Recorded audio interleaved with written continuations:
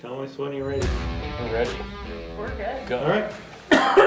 So, welcome back for another episode of the show. And I've got Gunny Mathison. Grow the show. Grow the show. Joe Schmidt. And our special guest tonight, Tim McQuay. And Tim and I have a long history. I've known Tim for my whole life, pretty much. We both, he had his farm in Maple Plain, Minnesota, and his training facility was there, and I grew up in River Falls, Wisconsin, which was probably, well, back then it was probably 2 hours apart. Nowadays it's probably a little an more. hour apart. You know, it's a lot's changed since then, but you know, I can remember I've got some fond memories back in the day, and you were the man back in the day, so it was a lot of fun. Ooh. Well, Could still be the man. Yeah, could that's right. still be the man, But you've But, been the man for a long, Long time, time. is what he was saying. Yeah, Yeah. that's what he meant. That's the what he problem. meant. I'm talking about back then. I'm talking about. I've got myself mentally. I am back in the day right Right, now. So anyway, I remember Tim. I don't know if you remember, but you know, you remember when at River Falls, everybody used to go down there. I think it was that Tuesday nights or Thursday nights? One of those nights, I can't remember which, but yeah, we went to River Falls and thought that was a gigantic arena. Yeah. It was How big is the arena? 70 by 180 or so. Yeah, at most, yeah. So, and we used to have horse shows in there, and people in the wintertime, everybody'd stand on the inside of it. Yeah. Yeah, it was crazy back in the day. And, you know, I remember that was so much fun. As a kid, I was probably, I was at, 14, 15, somewhere Yeah. in that range at that point. And that was my favorite day of the week, when everybody got together and all the local trainers, and you'd come down, and you know, it was a highlight for me when we pulled in and I saw your rig there, because it was, that gave it some credibility, So what were you doing there? Did you just show up because they asked you to? No, Was it a we just brother-in-law deal, like you did it for a buddy, or what? just go ride there because we thought it was a big arena and we could go Gotcha. do stuff there. So you showed up and the following followed. Well, no, but because River Falls had Bob McCutcheon and Caston and Neil Henning, and we all just kind of went there, and it was a night that the college wasn't busy, so Larry enjoyed having us come there, and Gotcha. it wasn't really, it was fun. wasn't an organized Yeah. situation. It was just worked out that we would go meet there on a whatever night it was. Yeah. So you'd go ride your 3-year-olds, your derby horses, what? Was there a plan, or you just go there and go hang out? Yeah, we would just take whatever, and because at that time we would have little winter shows there, and then we started to have one in our arena that was 60 by 180, and we started that North Central Association more or less got going once we started that. Right. They had a small one that they did the cow horse and the reining off of, that his dad was pushing hard to try and get the horse industry going, but that little group there worked hard at getting the reining going. Everybody liked it, and it was a time when they weren't really worth anything. If you got 2,500 for one, you were hitting a home run. Yeah, for sure. And that was back in the time when it wasn't just, so everybody'd show up, we'd ride the horses, and we'd time to the rail when we were done, let them cool off. And while we were doing that, we'd play touch football. Somebody always brought a football. Yeah. We'd go out there and play touch football, and it was fun. It was just fun. It was just a get together. Yeah. All right then. What horse were you frickin' excited to bring there? What horse did you show off there? Do you remember one where your buddies oohed and awed you? Question for both of you, I guess. Not really. We thought they were nice horses, and they were nice horses for that time, but again, they were just our 3-year-olds or maybe our derby horses that we Yeah, it was, But for me, I wasn't in the same league, so it was going to see. Tim was the only one at that time in that area that played at a national level. So it was fun to go and see his horses and see where I was and see where we needed to go, and that was fun. And if you had a nice one, I'd try to buy it. he was gonna buy it. But that was, That's where I was going with that, and that was fun too because it was something. It was always something special. I mean, he bought a lot of horses, and if you had a nice one, he would buy it. So it was fun to take a nice one up there, and he bought a lot of nice ones for me, and I sold him some that were not quite good enough for me. I wondered where he was going with that. Not quite good enough. But they were okay. They just Yeah. were. They didn't make non-pro horses for the people that we were trying to make non-pro horses for. And he rode a little better than most of the non-pros, so Yeah. he could make them work somewhere. Yeah. That's a compliment. Yeah, that was a good jab back at him. Well, but he was, At the time. he was At like, the time, he rode better than some of my non-pros. but he was 14. What do you expect? Yeah, no, and I remember driving up, at 16 years old, I remember driving up to your place in Maple Plain and buying, I bought a lot of horses from you, the ones that didn't work, and they were good for us, because we made them into something. And sold them again. It Sold them wasn't. again, and, I mean, I didn't have enough money to make it, to buy a second one if the first one didn't work, so, they worked, and I'd go up there, and I'd feel so good, because I'd go up there and ride one around, and Tim would go, it's not really working for me, but I think you can make that one better. But a 16-year-old kid, I was like, oh, yeah, I'm gonna buy that one. You got any more just like him? But it worked out great, and it was fun. I mean, it was so much fun to go up there because, like I said, Tim was the man. There was nobody else really playing on a national level at that point. What time frame was that? 1980?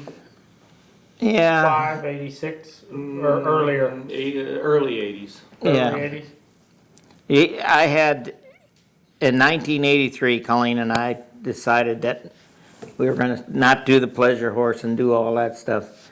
I had enough reiner customers to just do the reining, and she did the jumping, and that was it. And I hooked up and started going to all the reinings in. But I went to the first fraternity in '78. That was a trip in itself because there wasn't 80 horses in it. Your first reining fraternity was in 1978. Yeah, Cool. How'd you do? 13th. In That's not Columbus. bad. In Columbus. In Yeah. Columbus. How many made the finals then? Was there a finals? 25, and the worst thing was you had 2 go-arounds, a semifinals, and a finals. Or 4 goes. Yeah, when you got done with your poor 3-year-olds after that, they were tired. And they're not as broke as they were today, so I imagine Oh. it did not take much. Who knows? Maybe they were just as good as they were in the go-round. Maybe they were. Yeah, but you didn't breed them for that. You got. They were just horses. They were just horses. The best thing we got to pick from, 90% of them were Joe Glows. Because Burdette was breeding Joe Glow. Burdette and Jack Brainerd were partners on him. And In Iowa. Yeah, Yeah. Joe Glows and Leo Zips. yeah. Okay, 1978, 13th. What was the horse's name? It was Joe Glow mare, our own mare. Her name was, Should have wrote it down on the board. yeah. But I sold her to Loomis at the fraternity and thought I I bet he was. knows her name. Yeah, and she did good after that. If he didn't, he'd guess one. Yeah. He'd make you think he knew it. Huh? Yeah, Yeah, that was fun. And I really think, I don't know that any of the big reignings, I can remember at the state fair when I was probably a little bit older, maybe, I remember in my, earlier years, my dad was always right there at the top end of those big reignings at the state fair, and Neil Henning and some of those guys. And then as I got a little bit older, I can remember the highlight of my year at that point was Kenny Eppers would come. There was a big open rein, and there wasn't so many, like when they were all hauling for a title. Ken Eppers would come, Bill Horn, Bob Anthony, all the guys would show up to that big rein, and The Derby was there. That's what they Butch came to. Campbell. But that was the Derby was different. This was before the Derby. This is when that, like at the State Fair, when those guys were hauling for a title, and I remember those guys coming up, and that was the highlight of. I remember sitting in the stands and watching that rein, and it was a big inspiration for me to watch that and see all those guys. And that's in the same facility there now in St. Yeah. Paul, Yeah. the state fair where Yeah. the arena's the same and everything. Yep. That was. We had a lot of memories there. Holy mackerel. Oh man, yeah, that's for sure. And and then the Derby moved there. I can't remember what year the Derby started there. It was around 85. Yeah, that sounds right. Because I remember I think it was the first year there. I ran into, and then in those days, there was no structured riding. Like you didn't even lope the same direction on the different ends. And I came across the middle and ran into Joe Cohen.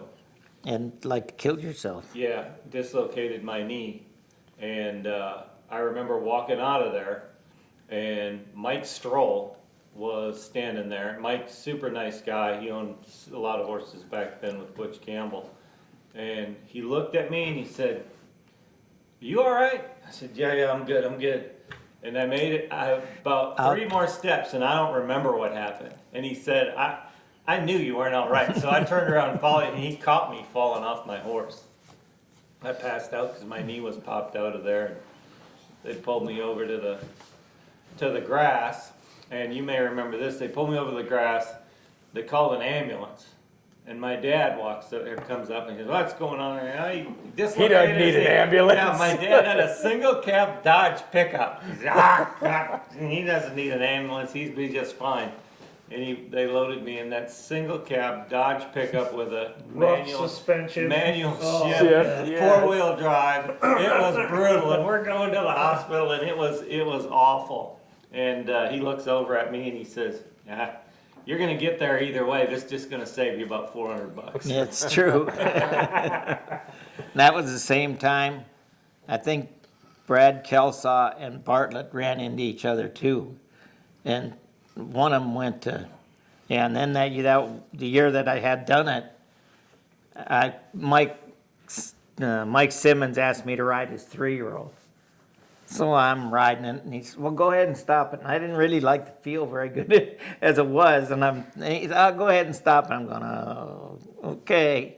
Well, I go down the arena, and here comes Mike Flair at me, and this thing just goes, bang, cracks my ankle, and I'm riding down it, and everybody's going, "You need to go to the hospital." I said, "I'm not going to get a cast now.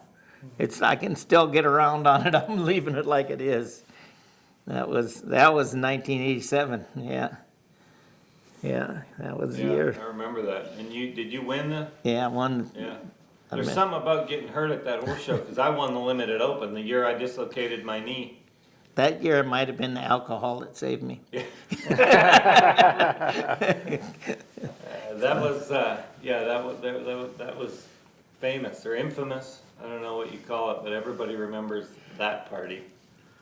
Yeah, I was having fun that night I don't remember. for a little while. Later, it was not fun anymore. I was 5 years old, Tim. I don't remember that party. Yeah. And you won it on Done It? Mm-hmm. Yeah. Yeah, I remember. Didn't you have to do a TV interview the next morning? Yeah, I was pure white. They had to put makeup on me to make me look alive. Yeah, that wasn't good. So what was so different about when you got Done It from all the other horses that you had? How was he different? You know, he was just very willing. He did everything, stopped, turned, did it, and it did it very willingly. You didn't really have to pull hard. You didn't have to kick hard. You didn't have to do anything. He just said, "Okay." How all through much it. of it was that he was a done stud, pretty stud, played in the role to that though? Well, You know, did I you loved guys- him. I loved him because he was by Hollywood Jack, and I watched Hollywood Jack go through a lot of stuff as a young horse when Spain Prestwich had him, and that's who Richie bought him from, and he, I mean, he was just a great horse, and he lasted forever. And the colts I rode, you know, Melody Jack, I got to win the fraternity on, and I got to ride a lot of his colts after I got to know Richie and stuff, and I just really enjoyed him. But now, I mean, now it seems like purchasing a horse, a bald face comes into play. I just was curious, is in 1985, 86, 87, 88, was there a stereotype that people were looking for in a horse with You in know, particular to look, or was it just, oh, hey, I got a good horse, I'm gonna, well, the one thing we didn't have back then is very, very few people bred reiners. Bill Horn bred some. Loomis was the only one that bred a lot of mares. He bought any mare that had a nice show record. he bought 1978 from You got it. Yeah. And he bought those nice mares and bred them to whatever stud he had at that time. Boston Water Star was the one that was probably the first one that I think he really promoted. And then other people started to breed them after that. And I just hit it at the right time because people liked his babies. They liked him. And most of his babies were Palomino, Dun, Buckskin, and people liked that color then. Yeah. That helped a lot. Yeah, and you know, I mean, the thing is, what people don't realize that are newer to the sport, Hollywood Jack, almost all of them trained up to be a show horse. I mean, it was incredible. And that's what Dunnett did too. Jack, if they didn't make open horses, they would make something. Richie was pretty lucky. Richie Greenberg that started with Hollywood Jack, he bought mares just because he didn't know what else to do. And then when he would show them, he'd take them home when they were done showing and he'd breed them to Hollywood Jack. So he had a pretty good start to his program just breeding some pretty nice mares. So, you know, and Jack never bred a whole lot of mares. It wasn't like, you know, if he bred 25 mares a year, I think he did a lot. How old was he when Richie got him? Yeah, he was probably 7 or 8. Yeah. So, And Richie, Eddie Cridge was giving Richie lessons. So Richie loads his horse up. He's proud as can be. He loads up his mare over here. He loads his stallion in a 2-horse trailer, and he goes to Richie's. Unloads him, and Richie says, "You know that yellow one's a stud." He says, "What's a stud?" No And kidding. that's it, exactly it. And Clark Bradley told Richie to go try and buy that horse, and it was when they used to have that What a Bonanza show in Wisconsin somewhere, and he said to Clark, "I want to buy a reiner," and Clark says, "Well, go buy that one." Well, he went to Spain and wanted to buy him, and Spain says, "I'm not going to sell him." Well, it was 5 or 6 months later, Spain was needing money, and he called Richie and he said, "I'll sell that horse to you." Richie says, "I'll buy him, but you got to deliver him." So he delivers him to the Blue Ribbon Horse Complex, and he walks in. Richie hands him a check. He hands him the horse, and Richie says, "Can you ride him for me?" He said, "Nope." Took the check and left. And Russ Rabine was a good friend of mine. Hall went down there with him, and he said Spain cried all the way home. He did not want to sell him, which I don't blame him. He was a good horse. He was, Spain. Did Spain show him before? yeah. Gotcha. So he knew he was a good man. Well, he showed him in the cutting, he showed him in the western riding, he showed him in the reining. Really? He did I didn't know everything. that. Yeah. and when you said Richie gave him a check, that's odd because Richie always paid in cash. You remember that? And it might have been cash, but I remember Richie. It was amazing because Richie always had, no matter what, when you showed up at the horse show with a good horse, Richie would buy it from you, and he always had Cash on hand. a substantial amount of cash on hand to buy it. I know he bought several from my brother Scott. It was always a cash deal. And he was primarily a non-pro. Richie was primarily a non-pro. No, he was only a non. Yeah. Only it's a not non-pro. Yeah. He won the world title on Jack 2 years in a row in the non-pro deal. He was a Richie good won horse. everything back in the day. I mean, Yeah. he was the guy to have in your barn. I remember when Richie first started, he sending me horses. I mean, then I thought I made it. I thought, yeah, now That's cool. now I That's made cool. That's really cool. it. And that whole group, Richie, Mike Simmons, you know, there was a really great group there in Chicago. Mike Stroll, Gary Brain, and Gary Feldmar.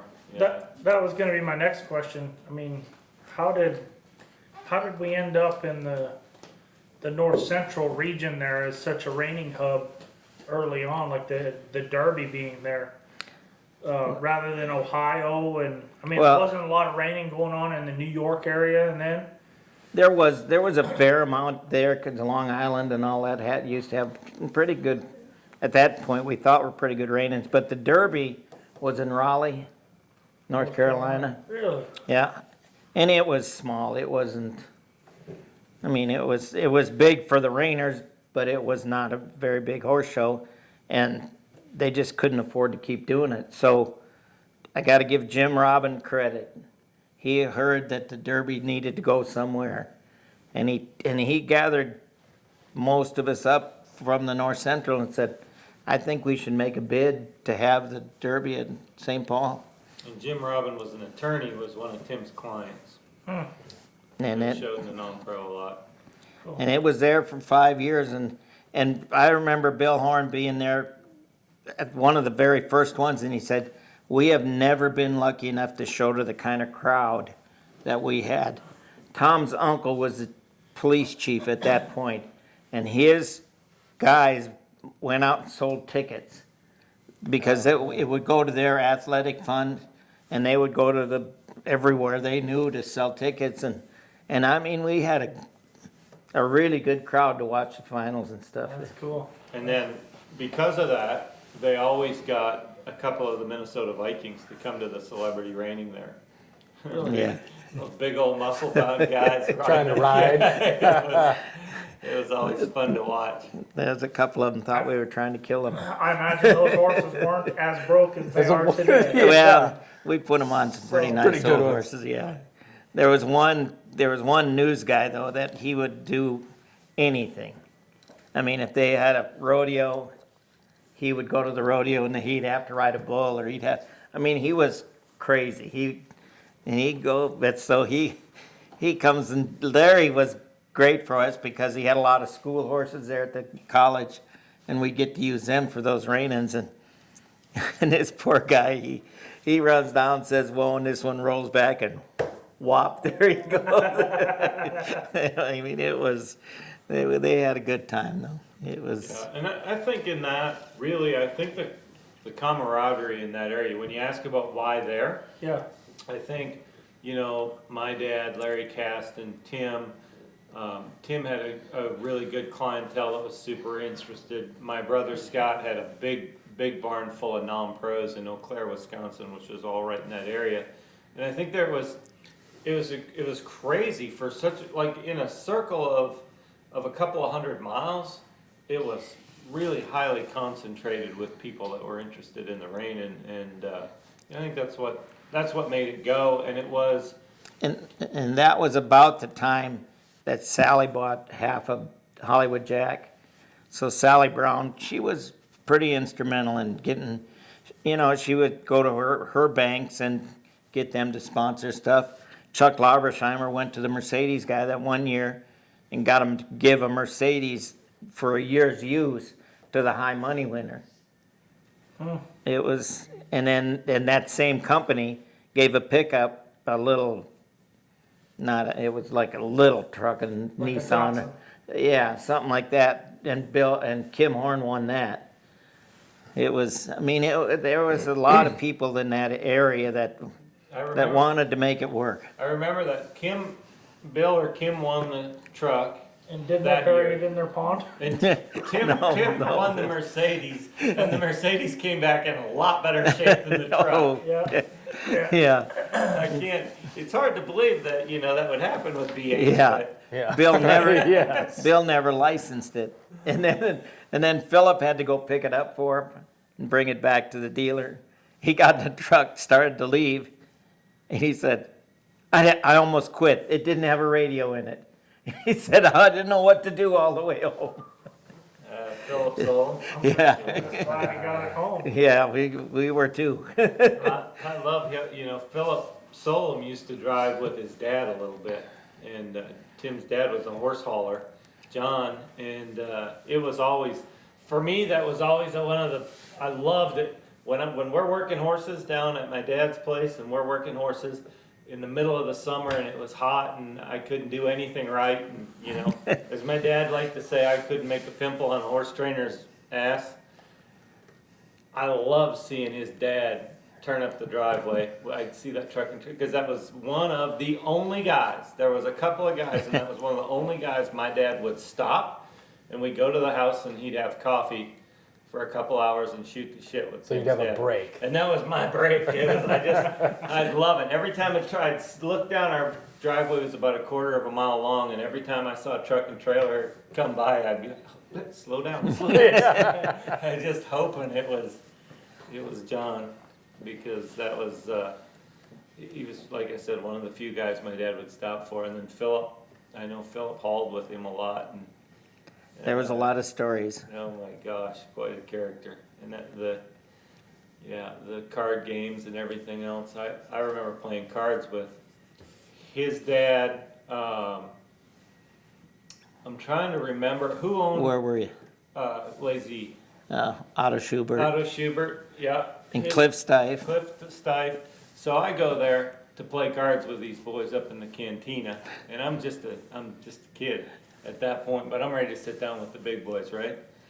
They took everything that I had, and I had to sell 2 bridles to have enough gas to get home. Yeah, they Took everything they I enjoyed had. playing cards. Oh yeah. Gambling period. It was. There was always a lot of gambling going on. You remember when we used to play quarters, like at the Texas Classic?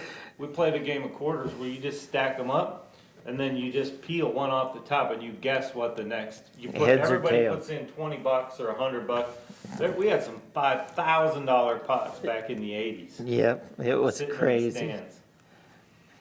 And it was quarters. and all it was Wow. was quarters. You had to guess whether it was heads or tails, and you didn't have to you could bet as much as you want. For you could say 100 or 2,500, whatever you. And you just had them stacked. Just and had you 'em just stacked. You just Yeah, bid on what. I don't know what the That next one is. Huh. And it was crazy. Yeah, there was some big games. But everybody did that. I remember, at the state fair, it's just a different time. I remember at the state fair, everybody used to pitch quarters, and one Or of the things. liar's poker, Yeah, or liar's poker, and I always remember Ivan Harder, who had halter horses, would always walk in there, and I was so impressionable as a kid. He'd always walk in there and pull a quarter out of his pocket and just flip it and throw it on the ground, and he'd say, "Anybody match it for 100?" And back then, it was a Lot of big money. deal. And then my dad was the start of my downfall with the love of gambling, because my dad gave me 100. He says, "Go match it," and I'm like 12. And I walk up the aisle, and I really can't remember if I won or lost, because I was a little bit in. When you're that age, I was in awe of all those guys. Tim and Ivan, and all those guys that were was- big players. So Ivan was a goer. Seems like it seems like a lot of the horse shows we go to now are way too serious to do anything like that. Well, the business has gotten more serious. Yeah. People are. Horses just didn't cost what they cost now. Well, in back Is lane that two. what it is, or did you just ride them whenever you rode them and then show them and let the cards? Was it not that serious of a competition, or I couldn't imagine it that. I imagine it was just as serious. But It was pretty serious. It was. did you just have more time on your hand? I mean, Well, there were different kinds of horse shows, and not nearly so big. gotcha. So your go-arounds might be what, 30, 40 horses and you know, you just had more time More to, downtime. Yeah. That makes sense. and then when you went to the Texas Classic, we were there with the pleasure horses and everything else, so we did have time on our hands. Yeah. Yeah, and back then, like you said, you were riding pleasure horses, doing all sorts of different show horses, not just the reiners. In the beginning, for sure, yep. You know, That Texas Classic used to be a big horse show even when I was a kid. It seems like it's kind of dwindled it's down. dwindled, it's just, I think it's a bit of a cultural change too, huh? Yeah. That generation was more, you know, gambling, They didn't have this in front of playing. them. Yeah, exactly, Immediate, exactly. Yeah. Well, and you rode everything, too. You guys did all sorts of stuff. not so much for us to go to the Texas Classic, Yeah, we not went with there. just Just the reiners. reiners. Yeah, yeah. At that point in time, we did, but I remember when I was a kid going to the Texas Classic, and the 77 won 1,000 added open reining. There was 2 76s, 75, 74. Like you had to mark an astronomical number to get a paycheck. And could you imagine it now, taking a 77 to win 1,000 added open? I think that just happened at Ardmore. Yeah. Yeah, Yeah, it was a 75 though, wasn't it? yeah, maybe. 76. Yeah. Yeah, so, but you know, I mean, That was a derby. what though. year was that? I want to say it was 95, 96. Okay, I'm I thinking. mean, this is later. This is Yeah. later in y'all's life, but a little earlier in mine, you know? Yeah, Way back in my day. Back in 96. Back in 96. I'm thinking the first time I went to the Texas Classic, I showed in the non-pro, and I rolled in there, and I remember watching Robert Chown. He was one of the first horse shows he showed up to, and he looked like all the money. I mean, he showed up with I think, Chubb Cody, Chubb Cody's, yeah. Coco Cody Miss, or I can't remember for sure if those were the horses. But, Chubb Cody was one of them. mhm. And they were, you know, he came in from California, and they were homebred horses, and I mean, his horses looked really, really good.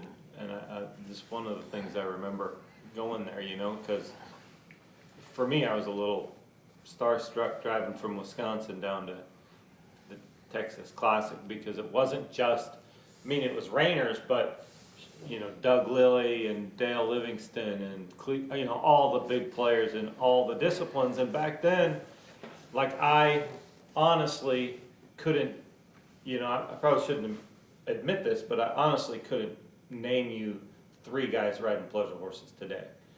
But back in the day, when I got the Quarter Horse Journal, I mean, when it came in the mail, that was one of the highlights of my month. I mean, I would go through that thing cover to cover, and I knew every halter horse trainer, I knew every pleasure horse trainer, I knew. So then when I mean, I didn't know them, but I knew who they were. So then when I saw them in real life, it was pretty incredible. Yeah. Yeah, and they'd all show up at that, and yeah, it was a big deal. And we're very much fans of the reining. Very much fan. I remember the 7-day run in Des Moines, Iowa. I pulled in there. I was working for Jim Dudley, and I pulled in there with a couple of reiners. And Doug Lilly was. I walked into the arena, and Doug Lilly was there, and he had. You know how Lilly always showed up. He drove in with the big semi, and it was red and shiny, and I mean, everything was first class. And so I walk in there, and I'd never talked to him before. And he goes, hey kid, hey. And I look, and there's Doug Lilly. He said, come here. And I went up there and sat with him, and just me and him talked for an hour about the reiners and all of that stuff. And, you know, he was I mean, he rode with you for a little while.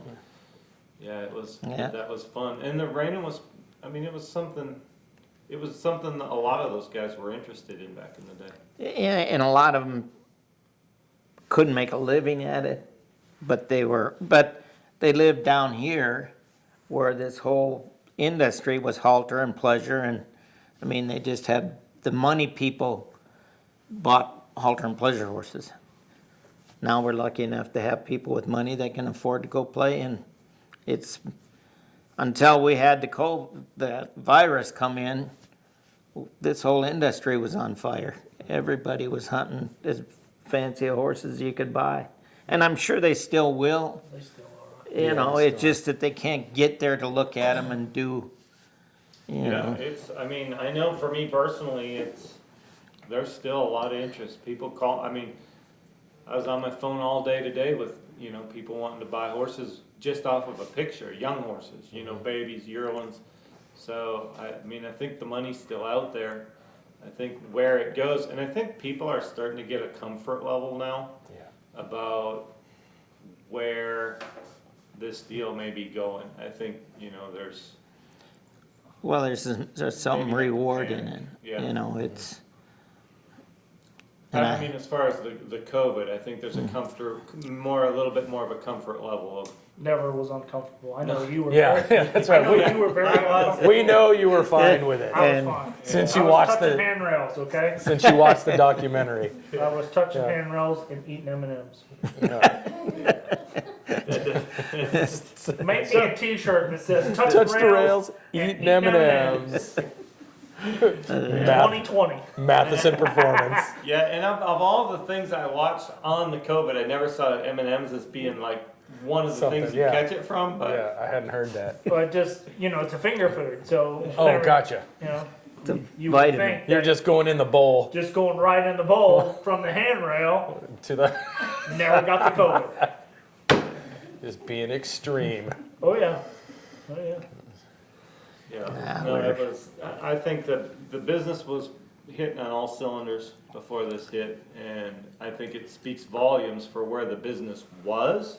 That it's still as good as it is, and So- people still want to buy horses. That was going to be my next kind of question. So you guys grew up in this community of the North Central deal, which sounded like a pretty big deal. I mean, you guys had your group of guys there. What was happening with the Southwest, and what was happening in Ohio? Were those was the Southwest Reining Horse Association?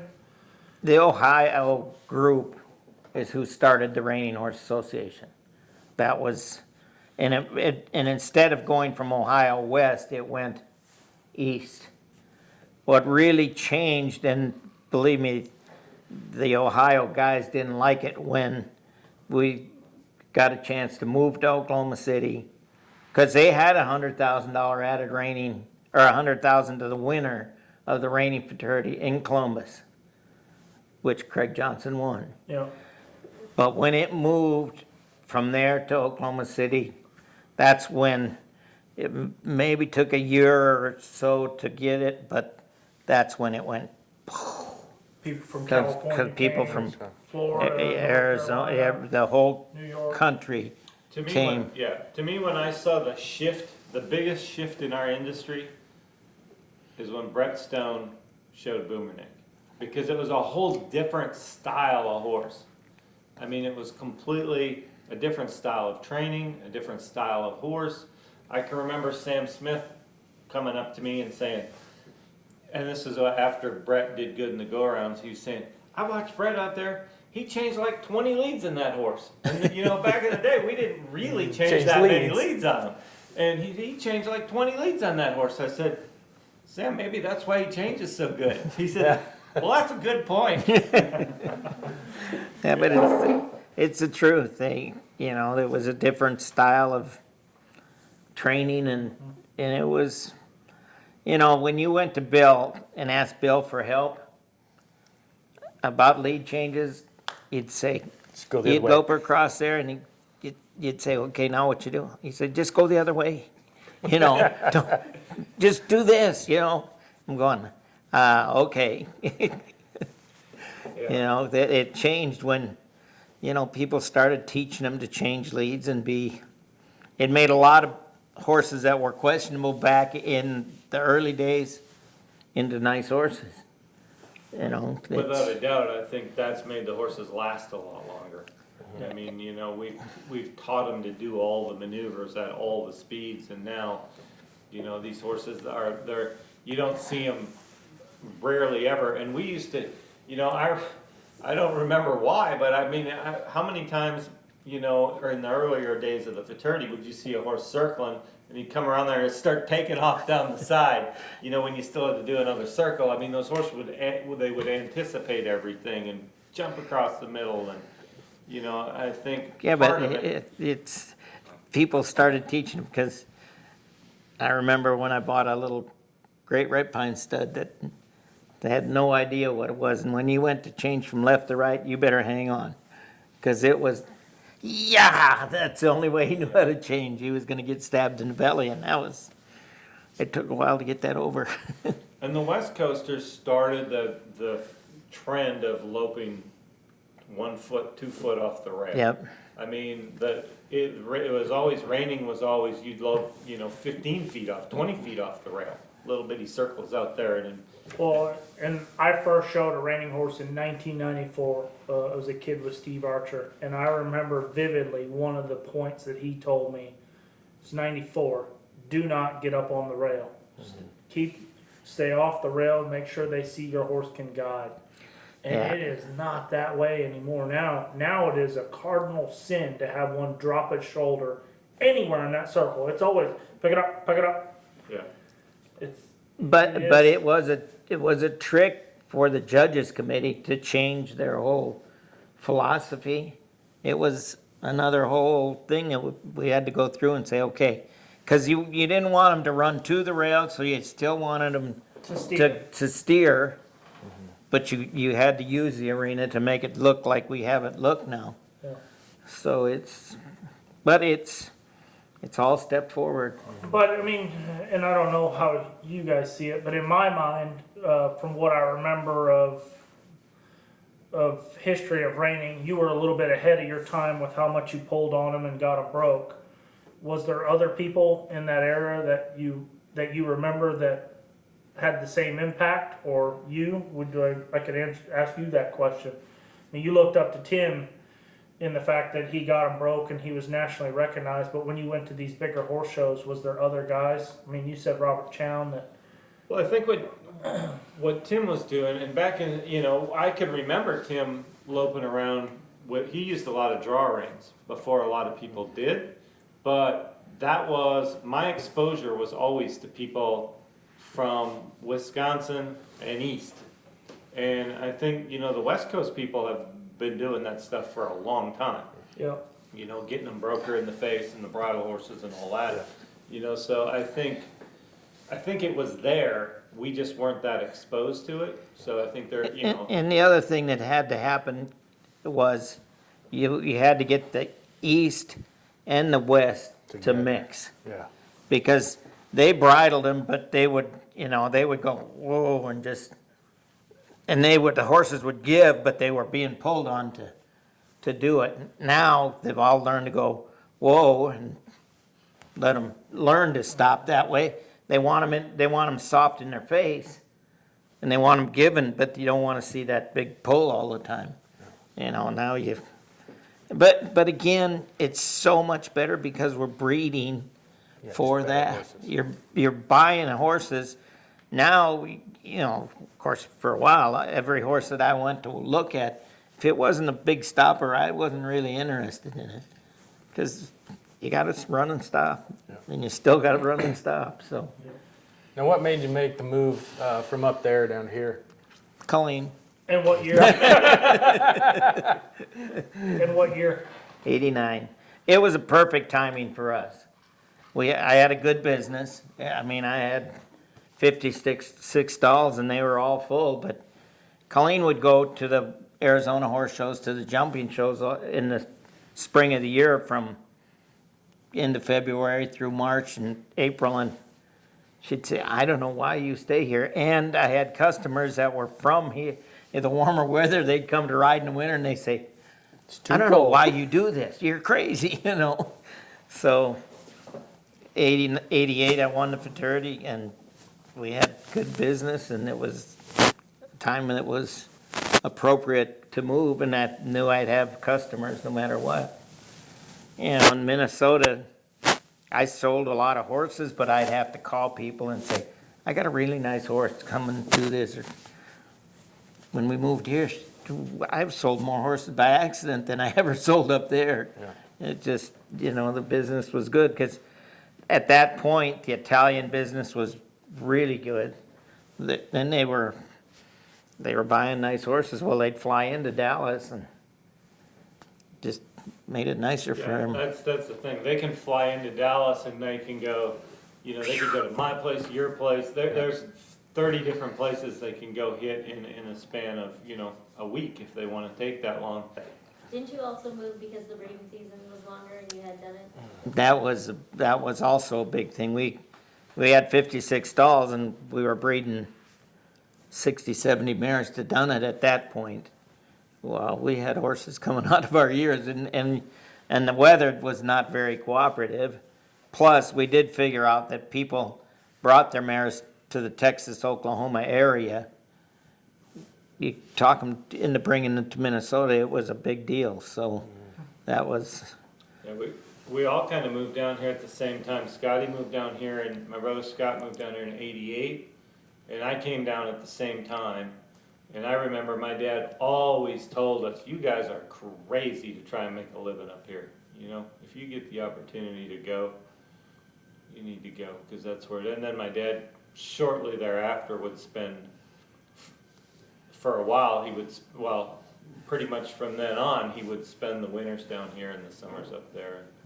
But he always told us, you know, you guys, if you wanna go be somebody, go do it there. I mean, he was always our biggest advocate, you know, our biggest kick in the butt and go get it done and don't make any excuses for it, you know. Don't let living up here be your excuse. Go do So, it. I mean, and that being said, I mean, thinking about a schedule where you would show reining horses when you lived in Minnesota. I mean, was your busy season from April to October? yeah, it really was. You know, when we You had downtime in the winter and you were stuck inside training. training, you're doing the same thing. But the other thing in the early years of the fraternities and stuff, you got your 3-year-olds in January of their 3-year-old year. Yeah, Right. you know, it was just a whole different deal. Yeah, we'd all come home from the Congress and start our 3-year-old. Yeah, I'd leave to go to the Congress and I'd say, whoever stayed home, close her up, boys, it's gonna be cold when I get home, and it usually was. That's interesting. When did that start to change? That's a good question. I think when it started to pay $100,000 to the winner. You know, I mean, I think what really started to change when the horses still, again, part of the West Coast influence. Boomerang, I yeah. think when the horses, not just Boomernick, but the whole West Coast influence, when the horses had to be better broke, when everybody's horses had to be better broke, then you started seeing people start them earlier and doing more. And, you know, I remember people would take their horses to the Lazy E rein and take their 3-year-olds there and lope them around. And, you know, it wasn't 5 years before that, they were barely loping circles. And now all of a sudden in April at the Lazy E, people got their 3-year-olds there and they're loping around one-handed. I mean, to stay competitive, you just had to do it. You know, you had to change and you had to get better. And that was part of the growth, right? I mean, it used to be such a small group of people. When I started, there was Tim, Bob Loomis, Craig Johnson, Bill Horn, and I'm sure I'm missing a couple of guys that all they had to do is stay on pattern and they were gonna make the finals. Yeah. And it's changed. Now you have a bobble and you're not making the second go around. Yeah. You're not making the semifinals. And that just wasn't the case then. I mean, those guys, you know, all those guys just, and I think I mentioned it once before, you know, there's so many scores from a 2-17. You go look at those go around scores. What did it take to make the semifinals last year? Like a 17 and a half? 17.5. That's 75 horses with a 17 and a half and higher.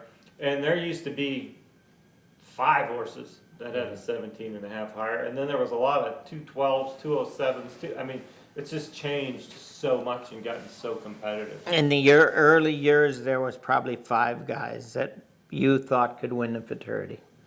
Bill was it, Bob Anthony. Who else was there? But there was probably 5 guys. Well, Rocky. early Rocky days, yeah, was Rocky, one of them. Bob Mack always kind of played right there. He at the played top. hard, yep. Paul Horn. In Yeah. the early days. What about Rick Weaver? We're always right there. Rick was competitive. One year that you Yeah, he won fraternity one year. Yep. he always makes a joke. Who won the fraternity that nobody can remember? 1991. Yeah. Don't say his name. Yeah. 1990. Nobody remembers who won the 91 fraternity. He always I'm makes not a talking joke. about Rick Weaver though. Who was? My joke's different. No. No. Your joke is a younger generation. Mine's a big red joke. Sure, someone. Poor Todd. Poor Todd. Who? Yeah. But you know, now there's probably 50 guys that can go in the fraternity. They're maybe not as competitive every time, but look out, they'll come. You wanna Everybody You can want to get- start to name them? No. Dang. Got that dirt off my shoulder, didn't I? Well, there's so many guys now. Yeah. Do you think, Yeah. do you think honestly, in January of last year, anybody thought Cade would be first and second in the fraternity? No. You No. know? Not even after his first horse show, and probably not after his first two horses at the second horse show. Yeah. Yeah. I mean, it's just, and that's that younger generation. I mean, they're so dedicated, and you know, it seems like everybody has a really good client. Everybody has the ability to go buy a really good horse, and if somebody has a good horse, I remember you used to buy the best horse in the country every year, and they could be bought. Yeah. That was part Yeah, of you the can't goal. buy them now. Yeah, that was part of the goal. If you had one, maybe I can get this thing good enough and make it fancy enough where Tim will buy it, because he was one of the biggest buyers of the best horses. And now a kid can be 2 months behind on his truck payment and living in a single wide. He's not selling his best horse. Right. I mean, it's For a just- lot of money. too. Yeah, for a stupid But- amount of money, he's not selling it. And you think what's happened in Arizona in the last 10 years. Just Arizona itself. It's boomed. There's a lot of guys there that are doing very, very good With business big, nice facilities. Yep. And, Yeah. I mean, and nice customers, and it's, Yeah, well, 10 years ago, those guys in Arizona were like, yeah, we like living out here, but there's no business. We can't sell a horse. Well, now it's Totally It's different. thriving. yeah. It's thriving. You know, how much has it changed since you moved here? You know, the whole area and yeah, when we moved here, it was, Craig was here, Loom was moved to Oklahoma, Scott was here, and that was about it. Joe moved in next to it, Joe Hayes, and that was it. We fought with all the halter and pleasure horse guys when you go to the horse show. I don't run and stop. I'm trying to. you get scared of a horse. Don't be doing them. I always say, and we'd show up at the Texas Classic. They'd all come and watch it, but they were afraid of us. Yeah. They didn't like what we were doing in the arena. But of course, I can say a lot of people when we went to the Congress didn't like it. A couple guys when it came at 3 o'clock and it was our time to ride at night. It was our time. It didn't matter what they were doing in there. Oh, some nights it got a little hairy. Most every night, because like I said, there No was structured no structure. riding, yeah. I mean, and the tractor was in the arena. But I'm Yeah, parked in talking, the arena. Yes, parked in I'm the talking arena. about 3 o'clock and it was our turn. If they weren't out of there, we were going in whether they liked it or not. Yeah. Gunny, wasn't there a little hairy riding at the Congress when it was structured riding a few years back? Yeah. You worked for us? Yeah, it was very hairy. One of the members of your group?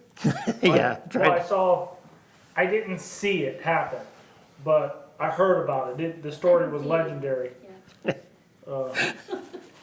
Didn't he? My Fell boss off? fell off running Like in a stopping, straight line. right? Fencing. He run in a straight line. It was not good. And then the horse Yeah. run back to the barn.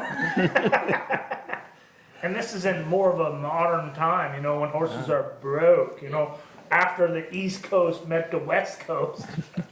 Yeah, there was entirely too many people in there, and I was fencing, and you remember that horse well. Yeah. I remember that horse, and I was running down, and I said, "Whoa!" And he hit on all four, and then ducked a little bit to one side, and I came down on the side, and he took off, and I thought, I gotta save it. I gotta save it. And then after he's running full speed 5 strides later, I'm like, I should have saved it. And then he's hanging out and he steps on my boot with his back leg and jerks me right down underneath him. And I lay there for a second and I wasn't hurt and I knew I wasn't hurt, but I was like, what do I do? Now what? Always, I was in the arena and he said, I want to just keep digging a hole. yeah. But it was scary. I mean, because that horse was going 9-0 in Yeah. that quick. And unfortunately, this was in the time of cell phones. And I'm walking back to the barn, and Dwayne Latimer's walking at me, and he just gets a big smile on his face, and I just shut up. Yeah. Walk right by him. Oh, you got a big kick out of that. To be fair though, Gunny, that horse wasn't easy to fall off of, right? I mean, It wasn't hard to fall off. Wasn't Which one was hard. yeah, I fell off of him. Everybody fell off. He was quick. Yeah, he was tough. sparkling major. Oh. Sparkling Major. Didn't he? Isn't he the one that bucked Ben Gerst off and Oh yeah. boots went flying, full yard Rome sale, Glow. and Miss Roan Glow. She And never bucked him off, but there must have been something that No, rekindled that but memory. when he said Latimer, Dean won the limited on a couple of her colts.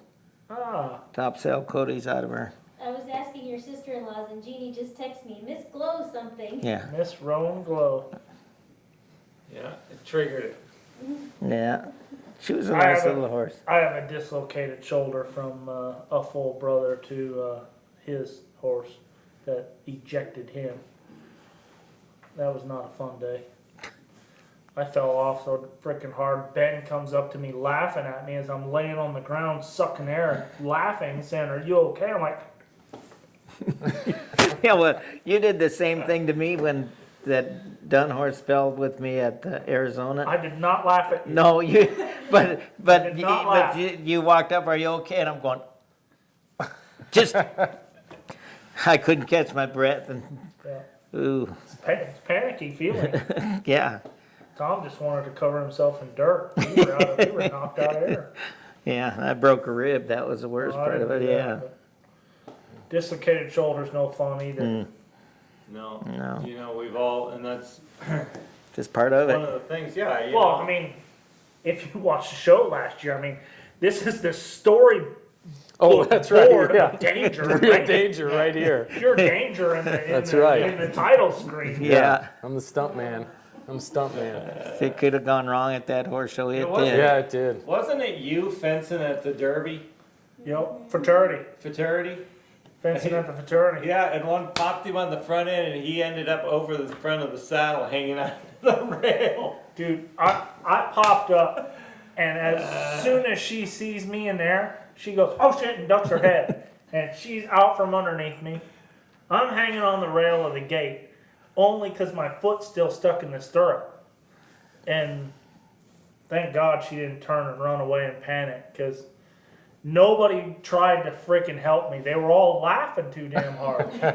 Well, how are you going to help you in that position? How are you Don't going to grab the get? fucking horse, move it closer. Pardon my language, so I can get my foot unstuck. Yeah, I think that's one of those things where you just Yeah, you're just waiting to see if it gets He's worse. not my friend.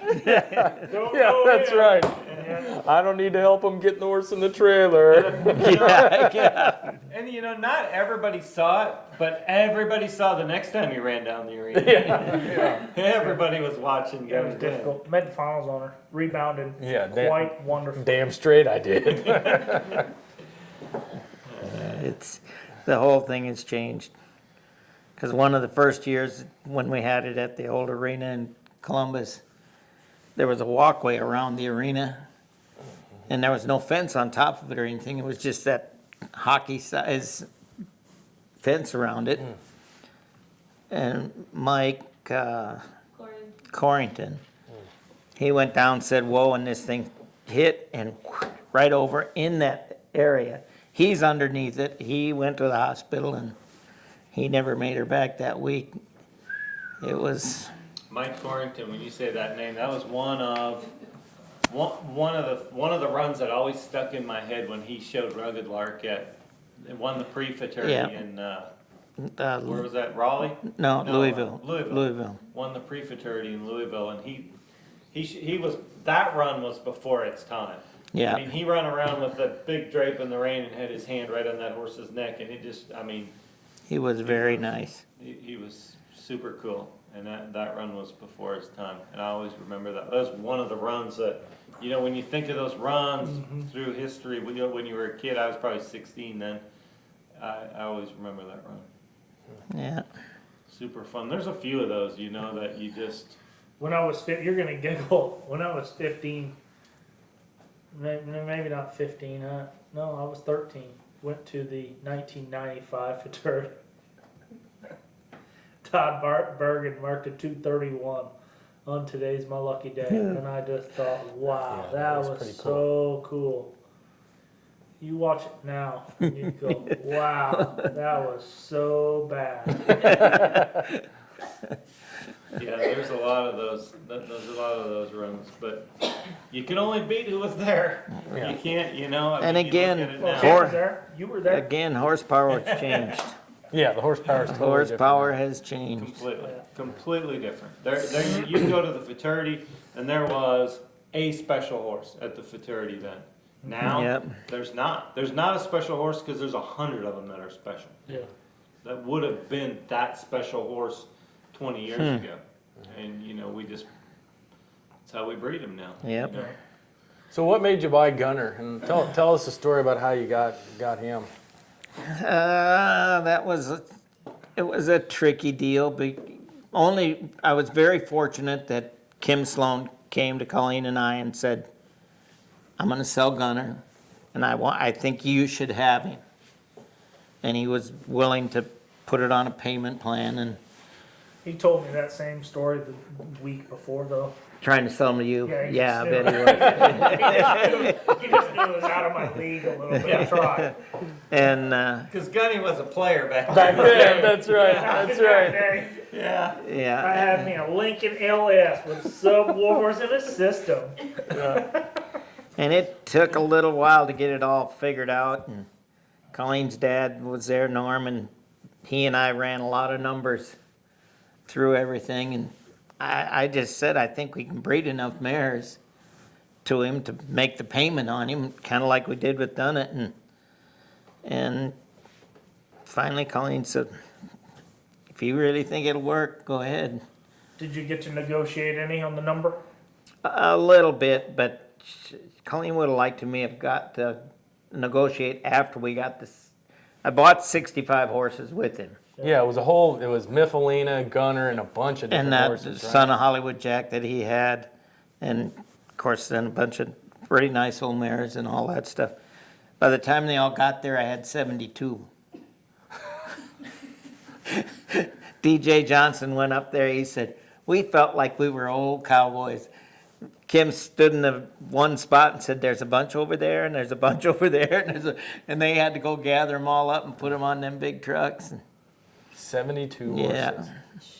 Now, how quick did it take to sell all those others? It was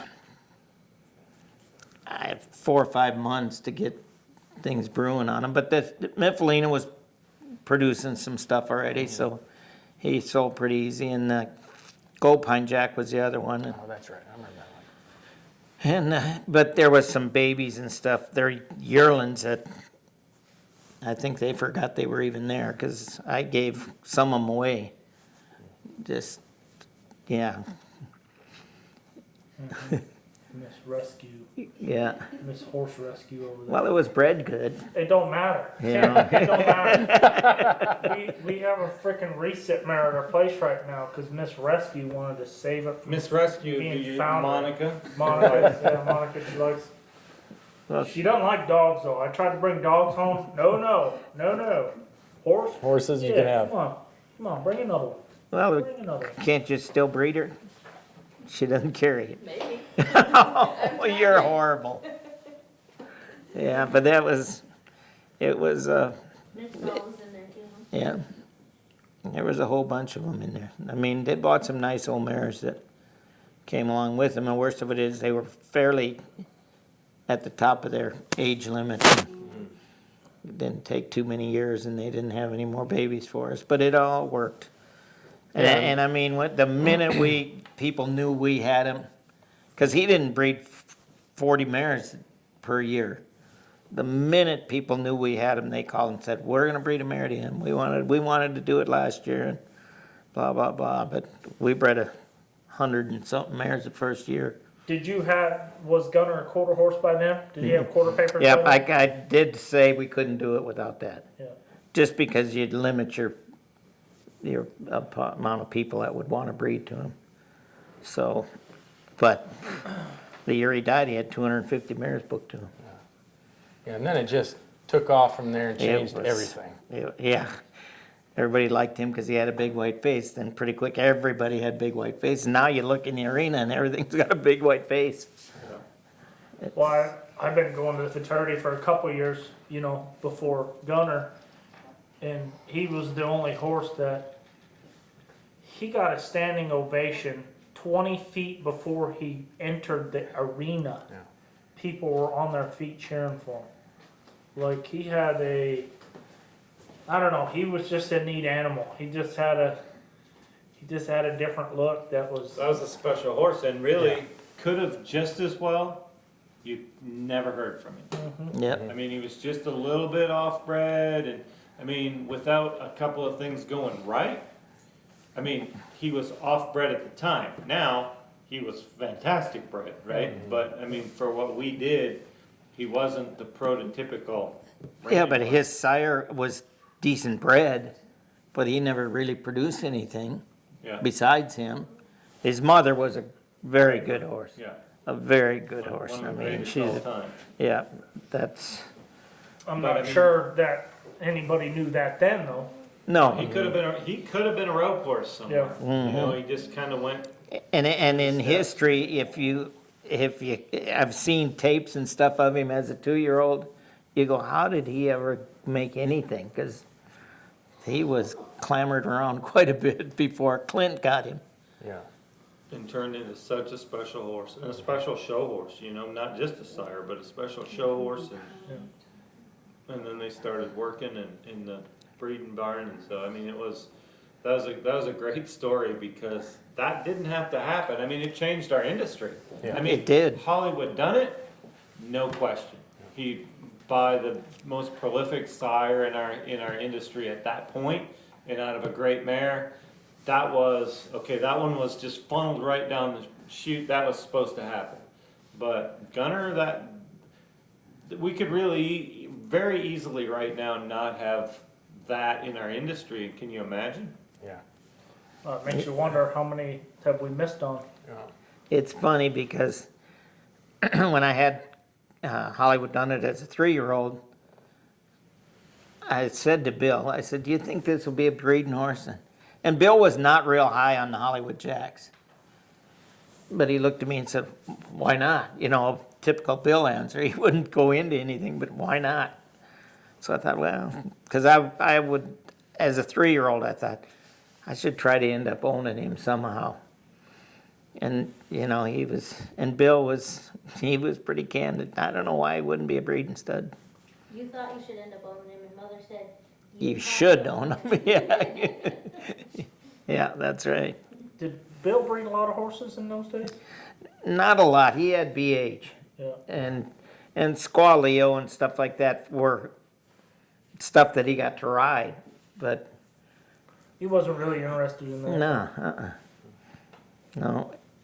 Now, how did Gunner change your program, riding all the babies and stuff?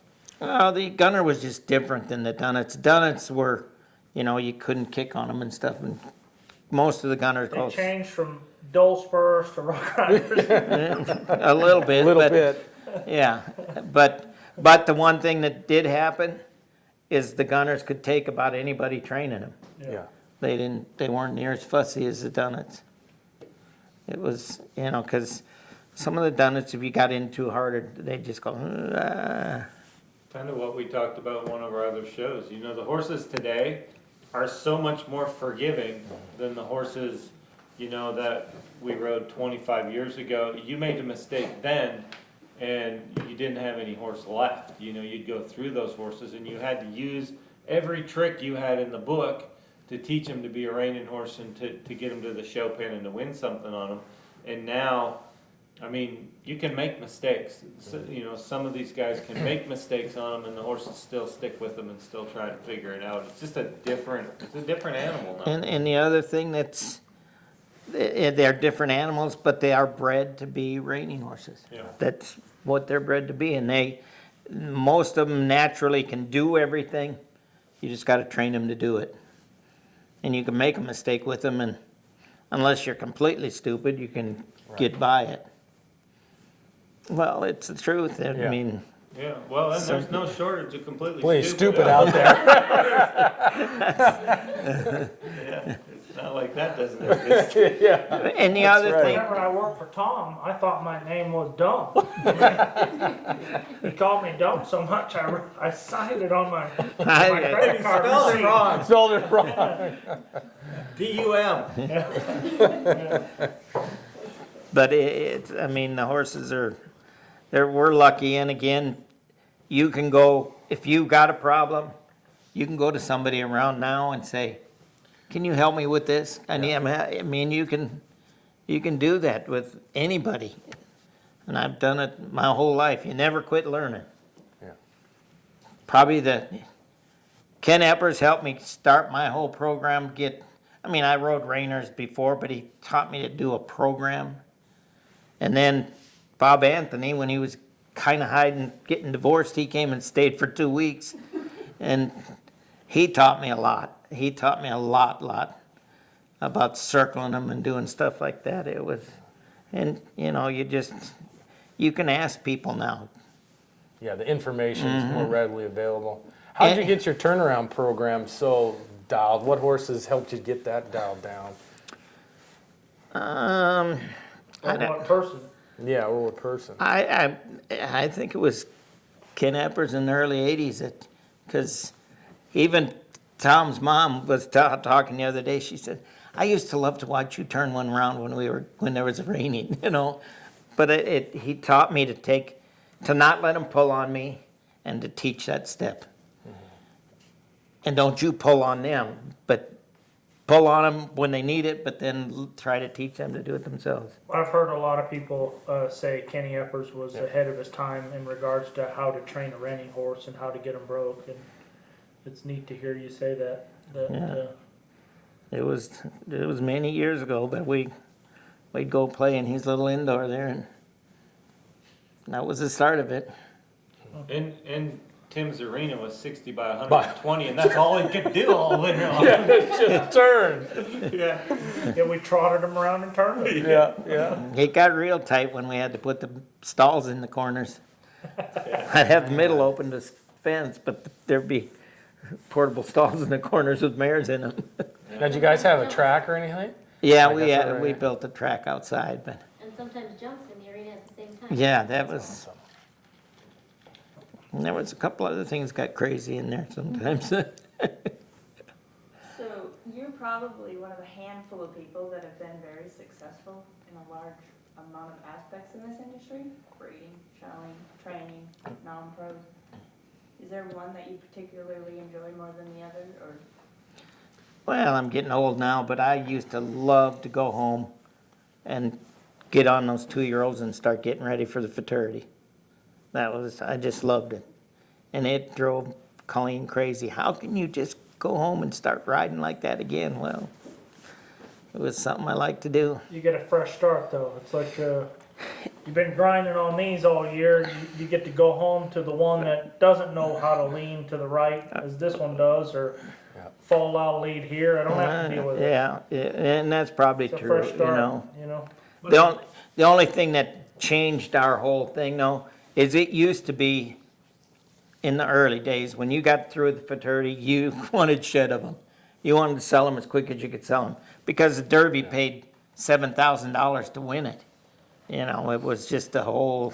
And 400 for 10th. Yeah, exactly. You know, so you really didn't have anywhere to go with them after the fraternity. So you tried to sell them as quick as you could sell them and go get the new ones. Once the Derby, you know, even paid $50,000 to win, and again, our whole industry changed because we got more horses to enter and more people to come. Yeah, it's even changed since I've been involved with in that regards, because before, whenever I started showing 4 and 5 year olds were Derby horses. Well, I mean, now they're 4, 5, 6, 7. Yeah. You can sell a 5-year-old for just as much money or more than you can before the futurity.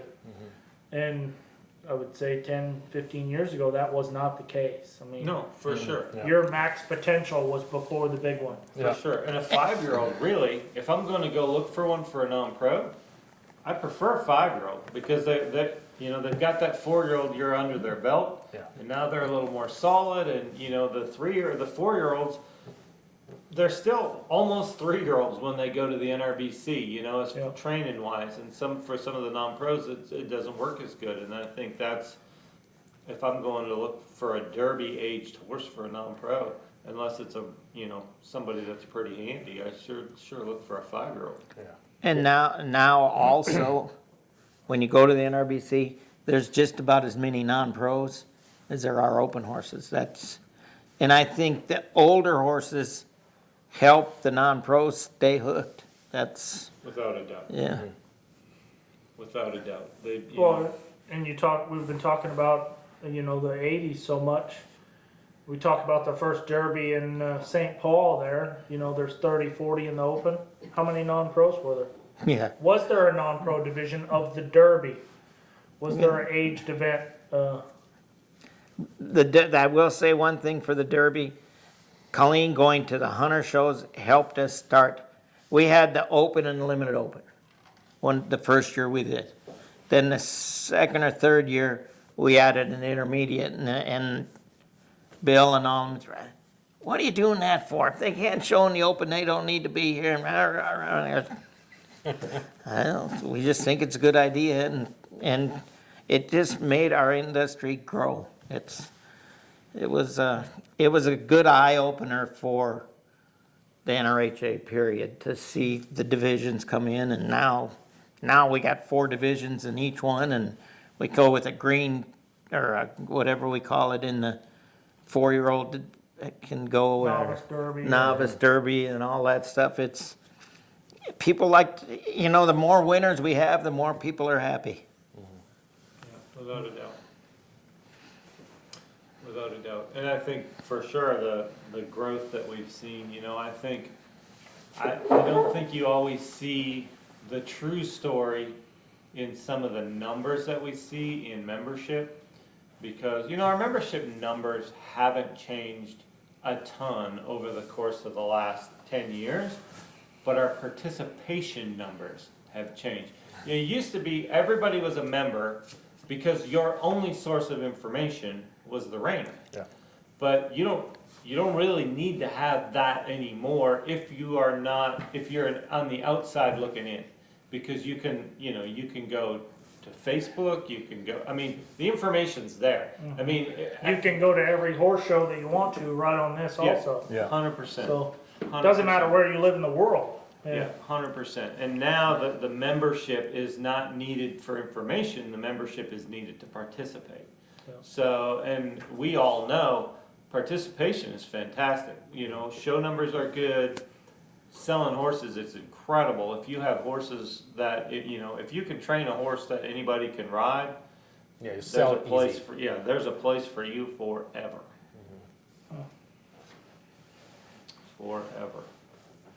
So I think really that's the biggest, what's helped our industry grow the most over the course of the last 20 years is the horses weren't trained good enough 20 or 25 years ago where a broad base of non-pros could show them.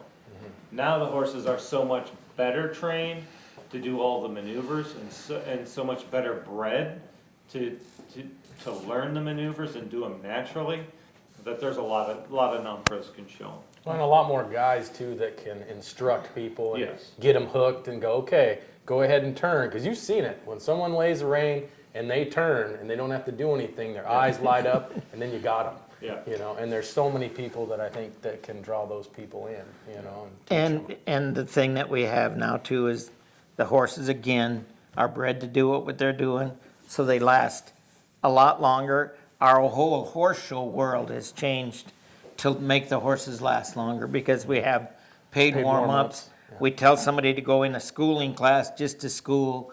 You know, it just makes our horses last longer. When Well, and we- I think too, like when we're at the show, like you said, you got, all of us are gonna go, hey, that one's kind of running off or doing that, you know, you're gonna, you know, you're a perfect example. If you see someone, you'd be like, hey, kick, ball, that's good. You know, you always say Got something. that down right. Yeah, that's what he He says. does. Kick, Paul. And everybody goes, Just make them step. Just make them step. But yeah, more people I think are, you know, we're always helping each other out, and that darn sure helps the horses stay no good. question. All right. Well,